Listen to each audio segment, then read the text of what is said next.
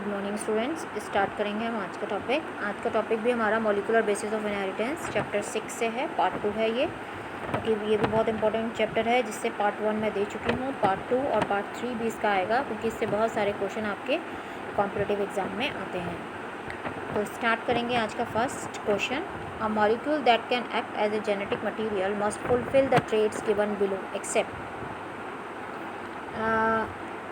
जो मॉलिक्यूल आपका genetic material की तरह बिहेव करता है, वो ये जो जितने भी आपको ट्रेट्स नीचे दिए हुए हैं वो सारे ट्रेट्स को फॉलो करता है एक्सेप्ट वन, एक को छोड़ करके। वो कौन सा हमें देखना है। ये सारा एनसीईआरटी की ही लाइंस हैं, जिनमें से एक नहीं है, वही आपको पता होना चाहिए।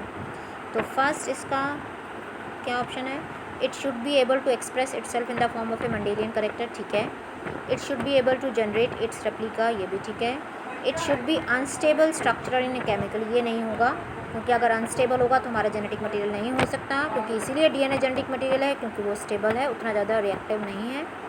Fourth, it should B provide the scope for slow mutation, तो 100 चेंजेस होते हैं। इसका मतलब इसका जो थर्ड ऑप्शन है वही है जो करेक्ट नहीं है, और इन्होंने यही पूछा है कि इसमें से कौन सा है जो ट्रेट है वो करेक्ट नहीं है। तो इसका थर्ड ऑप्शन हो गया इसका राइट। तो ये नीट 2016 के सेकेंड वाले पेपर में आया था, डायरेक्ट क्वेश्चन है एनसीईआरटी का। Next question, during DNA replication Okazaki fragments are used to elongate. अगर आपने पढ़ा है पूरा ठीक से तो आपको पता होगा कि ओकाज़ाकी फ्रेगमेंट्स कहाँ बनते हैं। ओकाज़ाकी फ्रेगमेंट्स जो होते हैं वो इस तरह से आपने देखा होगा रेप्लिकेशन फॉर। तो यहाँ पर ये वाला तो लैगिंग स्टैंड होता है 5 प्राइम से 3 प्राइम वाला, और ये वाला जो होता है वो 5 prime to 3 prime, 5 prime to 3 prime, ये ओकाज़ाकी फ्रेगमेंट्स होते हैं। तो ये रेप्लिकेशन से अवे, जो फॉर्क है उससे अवे है, ये रेप्लिकेशन के टुवर्ड्स द रेप्लिकेशन हो रहा है। ये वाला स्टैंड है लैगिंग स्टैंड, ये स्टैंड है लीडिंग स्टैंड, क्योंकि ये लीड कर रहा है, ऊपर से हेलिकेस काटेगा और ये 5 प्राइम से 3 प्राइम पर इसको जोड़ता चला जाएगा न्यूक्लियोटाइड को। ये जितना भी काटेगा उसको जोड़ता जाएगा लीडिंग स्टैंड पे। पर लैगिंग स्टैंड पे ऐसा नहीं होता, हर बार प्राइमर लगाने की ज़रूरत पड़ती है। तो ये है लैगिंग स्टैंड, और यहाँ पर जितनी बार भी प्राइमर है वो सारे ओकाज़ाकी फ्रेगमेंट्स कहलाते हैं। तो ये रेप्लिकेशन से दूर की तरफ कर रहा है। तो इसमें हम ऑप्शंस देख लेते हैं। The lagging stand toward replication for, नहीं। द लीडिंग स्टैंड तो है ही नहीं, तो लीडिंग तो सेकंड तो वैसे ही चला गया। Third, the lagging stand away from the replication fork, देखो रेप्लिकेशन से अवे लेके जाएगा, इस साइड इसका मूवमेंट होता है। तो इसका थर्ड ऑप्शन करेक्ट ऑप्शन हो गया। ये नीट 2017 में आया है। Next question, name the enzyme that facilitate opening of DNA helix during transcription. DNA helix को जो ओपन करता है ट्रांसक्रिप्शन के टाइम पर, तो वो कौन सा एंजाइम है। ये नीट 2020 यानी लास्ट ईयर का क्वेश्चन है, तो ये आपको पता होना चाहिए। ये आरएनए पॉलीमरेज है, जो ट्रांसक्रिप्शन की प्रोसेस को स्टार्ट करता है डीएनए को स्ट्रैंड में। आरएनए पॉलीमरेज और सिग्मा फैक्टर चाहिए होता है जो इनिशिएट कराती है प्रोसेस, फिर टर्मिनेशन के लिए रो फैक्टर चाहिए होता है, तो आरएनए पॉलीमरेज। नेक्स्ट क्वेश्चन,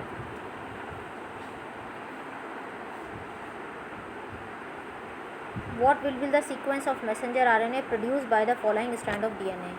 तो इसमें हमें मैसेंजर आरएनए का सीक्वेंस देखना है। ये आपको ऊपर दिया हुआ है टेम्पलेट, नीचे दिया हुआ है कोडिंग।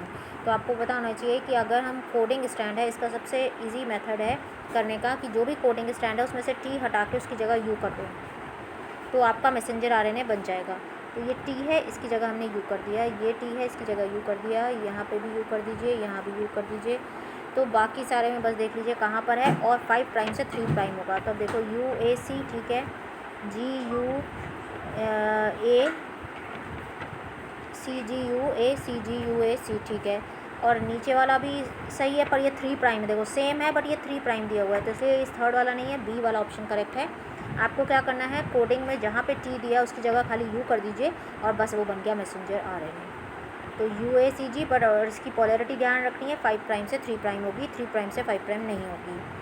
जो कोडिंग की है वही होती है मैसेंजर आरएनए की। तो सेकंड ऑप्शन इसका करेक्ट है। ये उड़ीसा में नीट 2000 कब आया हुआ है, ये 2019 में। Next question, match the following RNA polymerase with transcript product. अब हमें ये देखना है कि कौन सा आरएनए पॉलीमरेज कौन से आरएनए प्रोड्यूस करता है। तो आरएनए पॉलीमरेज 1 करता है राइबोसोमल आरएनए, तो इसका हो गया ये फिर आरएनए पॉलीमरेज सेकेंड क्या करता है, ये हेट्रोजेनस न्यूक्लियर आरएनए करता है, और पॉलीमरेज थर्ड ट्रांसफ़र आरएनए करता है। तो फर्स्ट का सेकेंड, ठीक है, सेकेंड का थर्ड, ठीक है, और थर्ड का फर्स्ट, यानी इसका सी ऑप्शन करेक्ट हो गया। ये भी उड़ीसा में नीट 2019 का ही होगा, ये भी उधर से, हाँ इसी का ही क्वेश्चन है। Next, select the correct statement. Correct statement हमें देखना है फ्रैंकलिन स्टॉल, यही नीचे भी आ गया ये same question. Franklin stall coined the term linkage, नहीं, फ्रैंकलिन स्टॉल ने तो सेमी कंजर्वेटिव नेचर दिया था। Puneet square was develop by British scientist, हाँ बिल्कुल सही है, उसी ने डेवलप किया था, ये बिल्कुल सही है।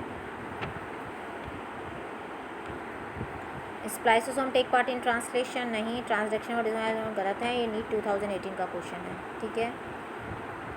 ये फ्रैंकलिन स्टोन, ये सेम क्वेश्चन है जो अभी हमने किया है।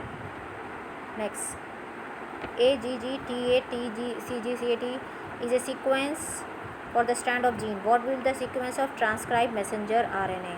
अब ये जीन दिया हुआ है, अब इसमें मैसेंजर RNA हमें देखना है।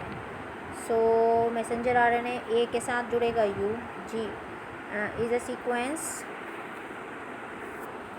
फ्रॉम द कोडिंग, ये कोडिंग स्ट्रैंड है, फ्रॉम द कोडिंग, ठीक है, from the coding strand of gene, coding strand है ये, ठीक है, और कोडिंग है तो सेम ही रहेगा, बस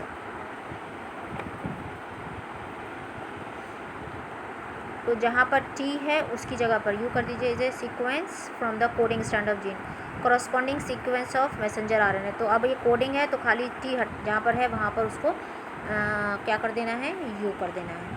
तो अब हम देखें कहाँ है, A यहाँ पर है एक तो AGGU, ठीक है, और उसके बाद फिर AU, AGGU AU CGAU, ठीक है। तो इसका फर्स्ट ऑप्शन करेक्ट है, नीट 2018 में आया है, क्योंकि कोडिंग है ये, कोडिंग यहाँ से मिसप्रिंट हो गया है, coding stand of gene, coding stand है तो वही होता है, बस T को हटा दीजिए और उसकी जगह U लगा दीजिए। नीट 2018 का क्वेश्चन है।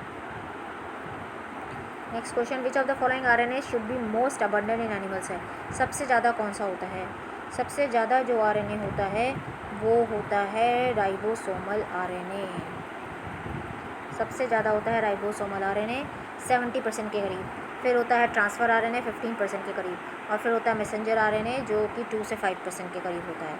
तो ये 70% के करीब होता है, मैसेंजर RNA 2 से 5% के बीच में होता है, और ट्रांसफ़र RNA 15% के बीच में। तो सबसे अबंडेंट राइबोसोमल RNA है, ये नीट 2017 का क्वेश्चन है। Next question, spliceosome are not found in cells of, spliceosome होते हैं जो इंट्रॉन्स को रिमूव करते हैं, और ये आपको पता है कि स्प्लाइसेशन, कैपिंग, स्प्लाइसिंग, कैपिंग, टेलिंग, ये किस में होते हैं, यूकैरियोट्स में। तो यूकैरियोट्स के अंदर ये प्रेजेंट होगा पर प्रोकैरियोट्स में नहीं होगा। तो फंगई, बैक्टीरिया में नहीं होगा, एनिमल्स और प्लांट्स में होगा। नीट 2017 का क्वेश्चन है ये। The equivalent of A structural gene is, structural gene को आजकल हम सिस्ट्रॉन भी बोलते हैं, तो इसका ये ऑप्शन करेक्ट हो गया है। ये नीट 2002 के सेकेंड पेपर में आया है, और ये ऊपर वाला 17 का है। Next question, which of the following ribosomal RNA act as a structural RNA as well as ribozyme in bacteria. तो 23S RNA करता है, इसका ये ऑप्शन करेक्ट ऑप्शन है, और ये नीट 2016 के सेकेंड पेपर में आया है। तो देखिए कितने जो क्वेश्चंस हैं वो बिल्कुल डायरेक्ट ही क्वेश्चंस हैं, और NCERT बेस्ड हैं, और सारे नीट में आए हुए हैं। तो ये आप पूरा चैप्टर पढ़ने के बाद इन क्वेश्चंस को रिवाइज़ करिए। Thank you, thanks for watching, please like, subscribe and